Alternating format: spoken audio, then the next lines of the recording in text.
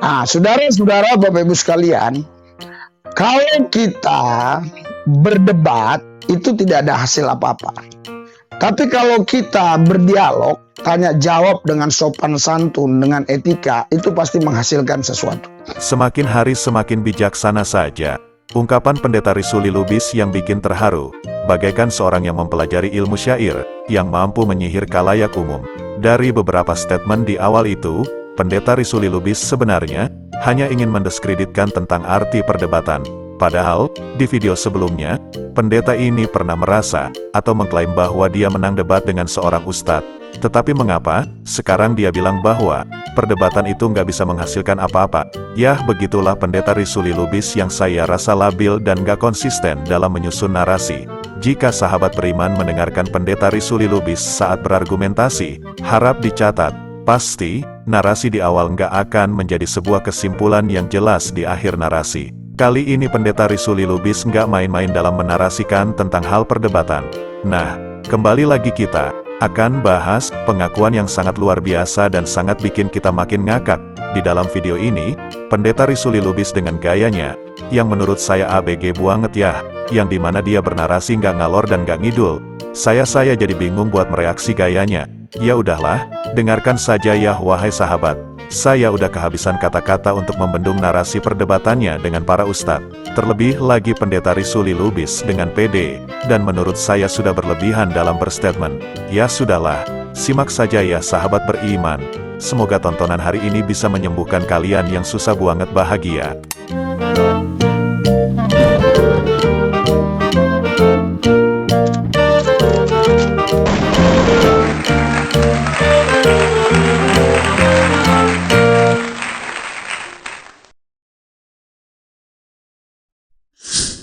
Makanya saya nggak mau diajak debat-debat. Sering banyak yang nantang saya debat-debat, saya nggak mau. Kenapa? Ya kalau Pak Ustadz Abdul Somad yang ngomong, saya mau. Gayanya semakin selangit. Apakah benar-benar berani jika Pendeta Risuli Lubis ini bertemu dengan Ustadz Abdul Somad akan melakukan perdebatan? Saya pastikan jika benar-benar dia bertemu dengan Ustadz Abdul Somad, yang ada malah bisa bikin ya sudah pasti kalian juga tertawa kan? Saya nggak bermaksud untuk meragukan keilmuan Pendeta Risuli Lubis dalam berdebat, tetapi kalian akan tahu mengapa saya bilang jika dia bertemu Ustadz Abdul Somad malah akan jadi lawakan. Nah, berikut sahabat, coba kalian dengar narasinya yang ini. Yang mana ha? Yang mana? Yang mana? Ya, saya mau, ya kan? Karena memang kalau Anda lihat video-video saya yang lama semua kan, saya banyak mengkanter beliau gitu ya. Nah, inilah yang saya maksud statement yang bisa bikin ngakak. Sampai sekarang, Pendeta Risuli Lubis masih sering menganggap jika dia mengcounter video oknum yang berasal dari Islam, dia bilang itu adalah berdebat. Padahal istilah counter dan juga istilah debat itu bisa berkesinambungan jika kedua belah pihak bertemu dan diskusi dalam satu pertemuan. Tetapi, Pendeta Risuli Lubis selalu mengatakan jika mengcounter video atau menanggapi suatu video dari umat Islam, sudah dianggapnya sebagai perdebatan. Jadi, perdebatan menurut saya tidak menghasilkan apa-apa. A few moments later. Tuhan bisa mati nggak? Tuhan bisa mati? Enggak. Kalau Tuhan bisa mati ya udahlah, kiamatlah dunia ini kan. Berhentilah kita bernapas kan begitu. Tuhan bisa mati nggak? Enggak. Yesus Tuhan bukan? Yesus Tuhan atau bukan? Oh bukan. Oh udah parah lagi kalau dia.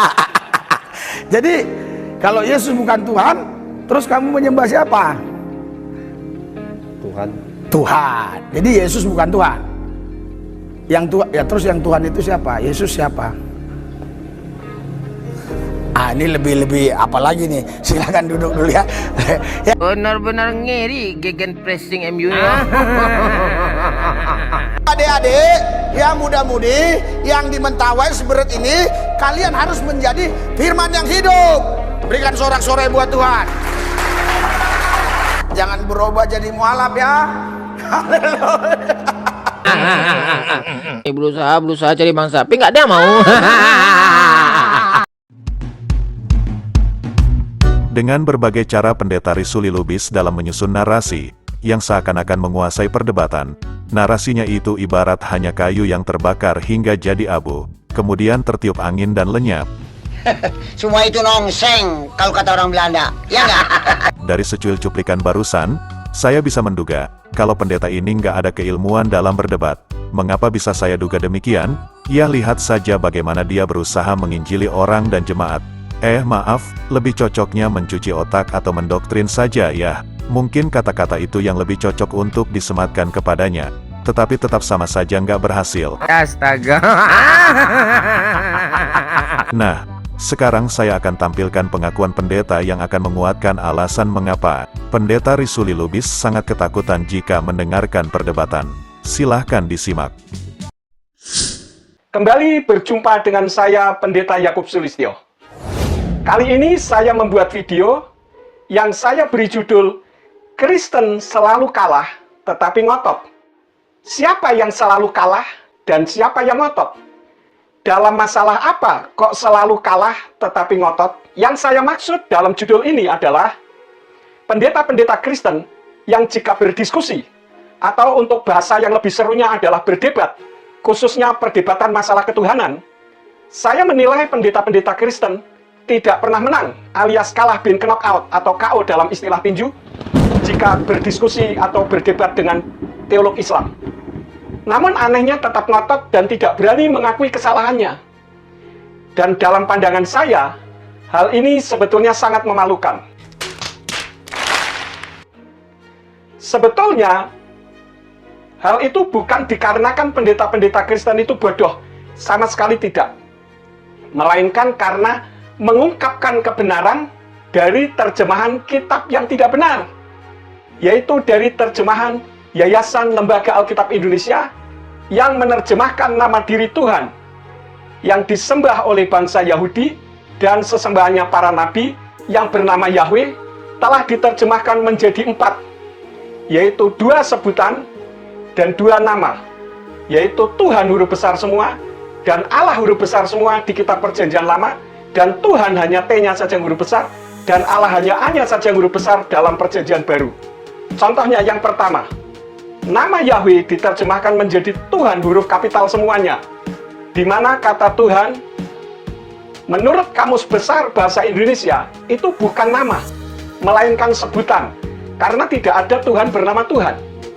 Di dalam kitab Yesayahu atau Yesaya 42 ayat yang ke-8, yang dalam bahasa aslinya yaitu bahasa Ibrani berbunyi Ani Yahweh Husmi Ufodil Achen Lo Aten Utilati Lapsilim, yang seharusnya berbunyi Aku Yahweh, itu namaku, dan aku tidak akan memberikan kemuliaanku kepada yang lain dan pujianku kepada patung. Namun oleh Yayasan Lembaga Alkitab Indonesia diterjemahkan Aku ini Tuhan huruf besar semuanya, itulah namaku. Aku tidak akan memberikan kemuliaanku kepada yang lain atau kemasyhuranku kepada patung. Di ayat tersebut, Yayasan Lembaga Alkitab Indonesia telah mengganti nama Yahweh yang adalah proper name diubah menjadi sebutan, yaitu Tuhan huruf kapital semua. Padahal proper name atau nama diri seharusnya tidak bisa diterjemahkan dan tidak ada Tuhan yang bernama Tuhan, mau Tuhan huruf besar semua maupun Tuhan hanya T-nya saja yang huruf besar. Karena tidak ada orang berdoa, ya Tuhan huruf besar semua, nggak pernah ada. Contoh nama diri yang tidak boleh diterjemahkan adalah saat para mahasiswa membuat skripsi, tesis, atau disertasi, saat mengutip sebagai objek maupun logjit maupun daftar pustaka dalam karya tulisnya, nama penulis yang dikutip dari buku karya tulisnya sebagai narasumbernya tidak boleh atau dilarang mengubah maupun menerjemahkan. Namun apa yang telah dilakukan oleh Yayasan Lembaga Alkitab Indonesia seolah tidak merasa bersalah dan dianggap tidak bermasalah. Padahal jika berdiskusi telah terbukti menyebabkan kekalahan telak seperti judul video ini. Jadi judul video ini tidak mengada-ada.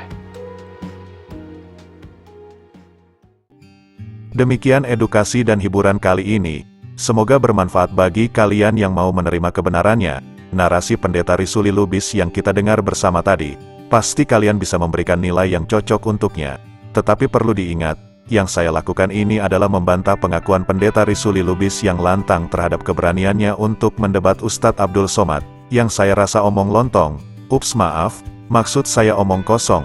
Baiklah sahabat beriman, mungkin cukup itu saja yang bisa saya simpulkan dari narasi-narasi indah yang terlontar dari mulut sang pendeta M3. Baiklah sahabat beriman, saya cukupkan videonya sampai di sini. Ingat ya sahabat, jangan sampai murtad. Saya pamit undur diri. Allahu a'lam bishawab. Assalamualaikum.